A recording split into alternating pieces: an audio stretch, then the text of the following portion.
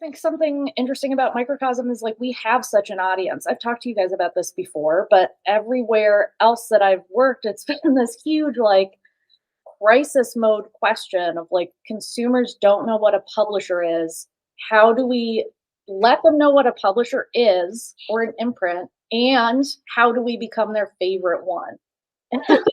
Yeah. You just have to be really mainstream. Right.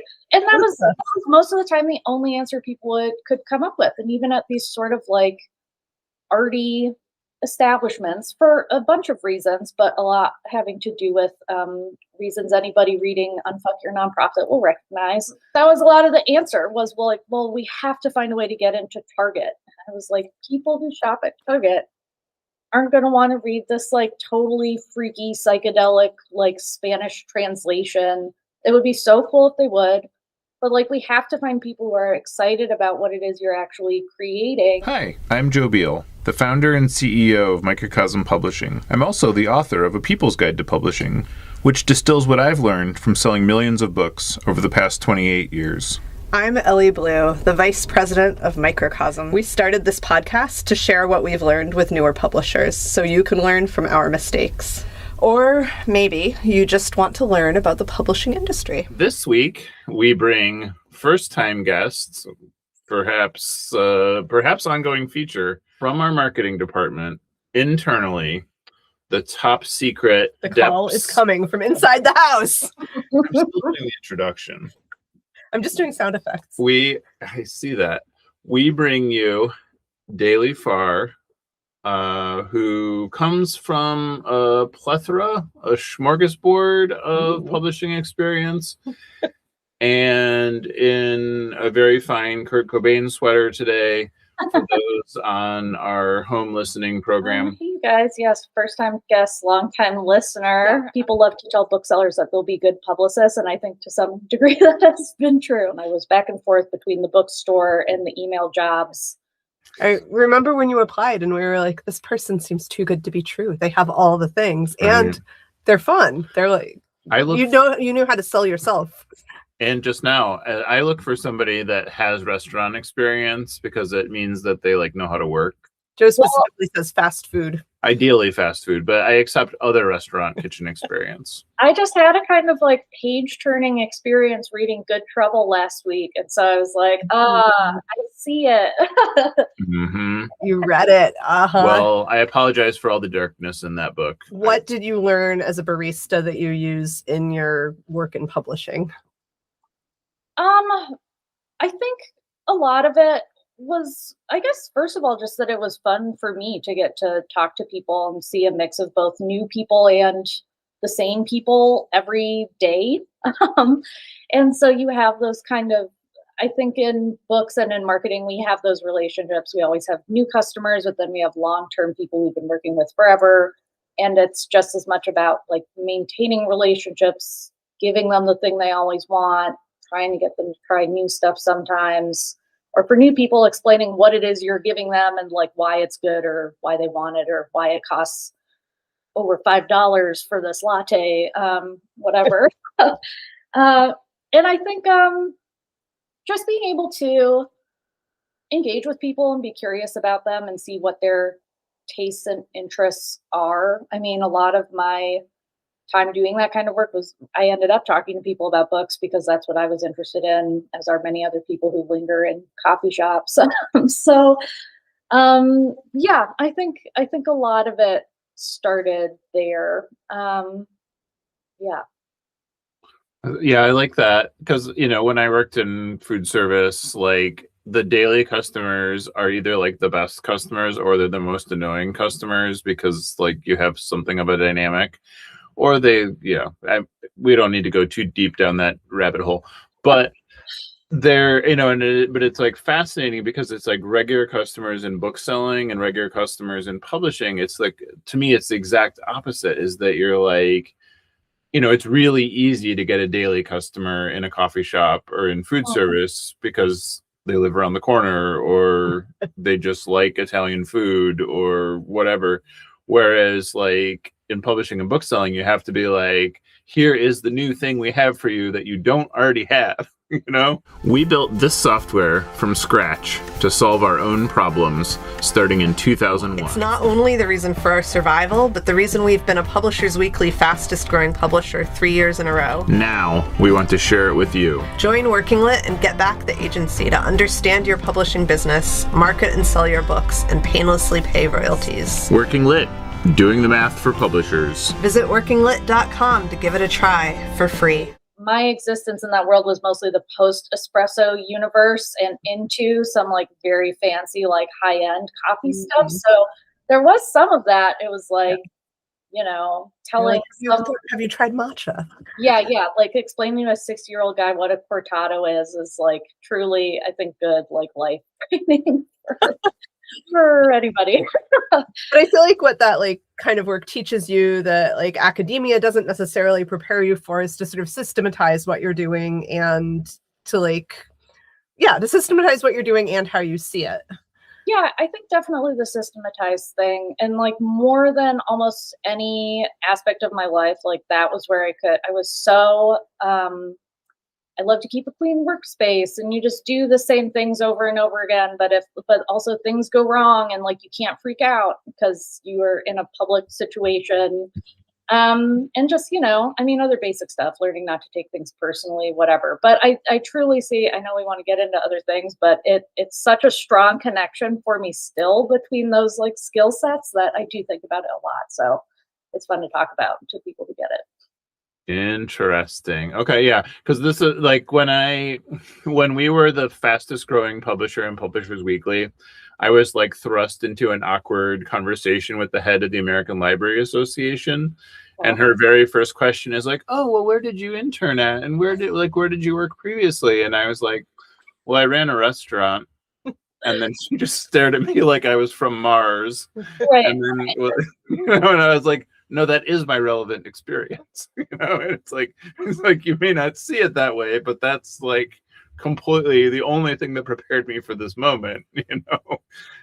But I think that's just like, I don't know, you may as well be like, you know, speaking in hieroglyphics to like somebody who comes from a more traditional publishing background. And I feel like this was the question that came up on our company Slack that sort of sparked this conversation, is talking about like how the world of marketing and publicity has changed. Sort of like, what are the standard ways to do that and why? And what do we do differently and what do we need to do differently? Like what actually works? And I would love to hear your thoughts about that, Daley. Yeah, what actually works? Yeah, that's the big ticket item that we're all chasing. It's crazy to have this conversation this week, considering it was yesterday that the Washington Post axed their entire highly esteemed books department. It was truly, you know, I mean, things have been downhill since Bezos took over, and obviously downhill before that for newsrooms, but that was such a specialized and respected group of people, and genuinely a place where it was hard to get coverage, but you knew they were like doing good work. They were responsive. Some of those folks, you know, I'd known from their prior roles. And so it's crazy. So even these, like the final remaining legacy places, that was really one of them. Now I guess there's two. And that's about it. So it's a crazy time.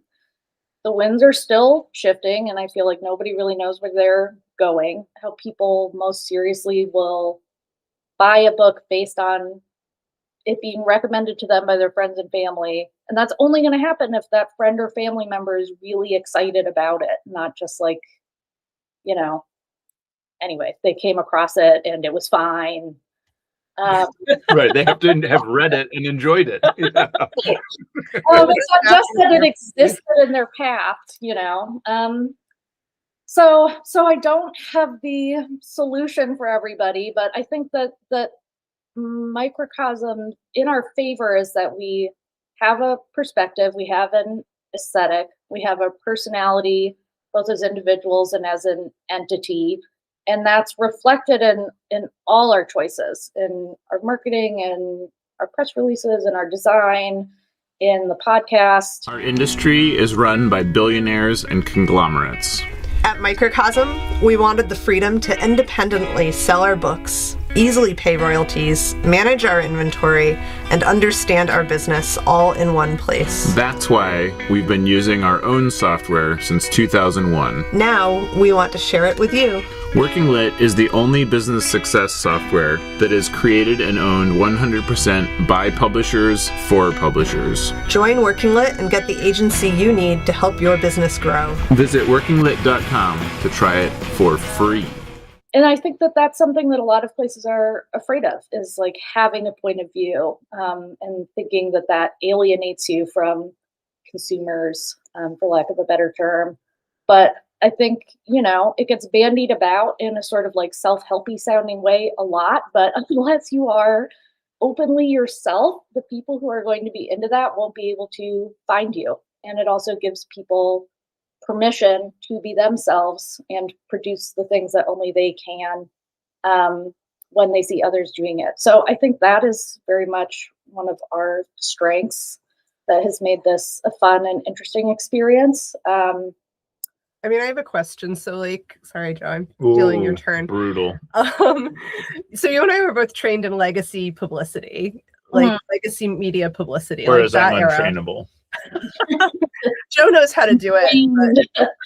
But, where you have a list of, you have a roll. It's a Rolodex. That's how antiquated this system is, where you literally have a Rolodex or a spreadsheet in later years of media contacts, and you develop relationships with them, and you're looking for new relationships.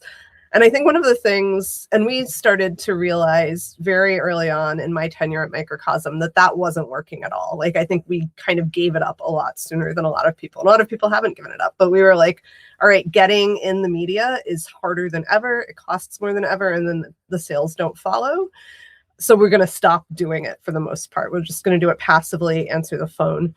But what to replace that with has been such a conundrum. And I feel like that's something that you and our whole marketing team have been engaging with, because it's still an unanswerable question. A lot of the publishers are kind of taking that skill set and applying it to in social media influencers and developing relationships with them and paying them to promote the books. There's a lot of pay to play options, and it almost seems more kind of what we've had to do, and a lot of people have to do, is try to figure out how to develop almost a parasocial relationship directly with readers. I don't know. What do you see as is it a mistake to try to kind of copy and paste this skill set onto something else? Or do you see it as there is still a path forward there?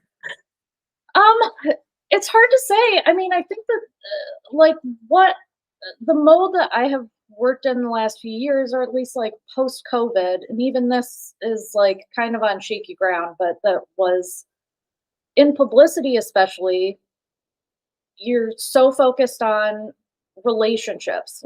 I don't necessarily just care about where a person works, but it's about that person. And I've been privileged enough in prior roles to get to know certain individuals, reviewers or assigning editors or whomever, and kind of what they're into or what they might find interesting, and just follow them around. So there is some of that, but now they have fewer and fewer places to go. I think sort of what's interesting, Joe and I were talking about this earlier, is, how many of those folks are turning to doing their own newsletters, podcasts, Substacks, that sort of thing. And that is a way more diffuse and sort of chaotic landscape, but it is where I think some more kind of genuine coverage comes from. Coverage is almost not even the right word, right? Because it's somebody really reads something and is this was really good, I liked it.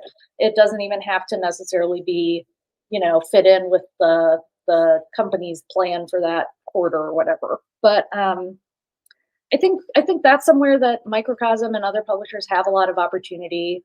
The challenge is, of course, that then you have to go find those places, and there are so many, it's hard. Something I think that we do well, and that a bunch of other places try to do well, but we're especially focused on is authors who have their own networks and perspective and sort of other things that bolster their work beyond just the book as it exists. They have other related things they do out in the world that draw people to their work that comes out with us.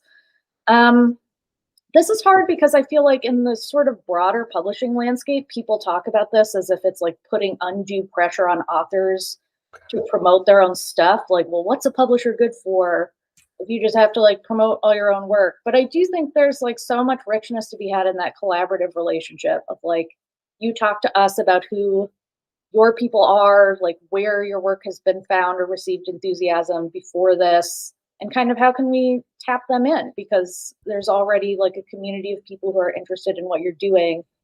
If they're interested in this thing we're putting out, they'll probably be interested in these other things we put out, and that's mutually beneficial for us and the author. So I think breaking down some of that, I don't think we have as much of this as other places, but that's sort of like people take for granted that that's this oppositional relationship in a way that I don't think is helpful, and that we need to like from to move forward in the landscape as it is now.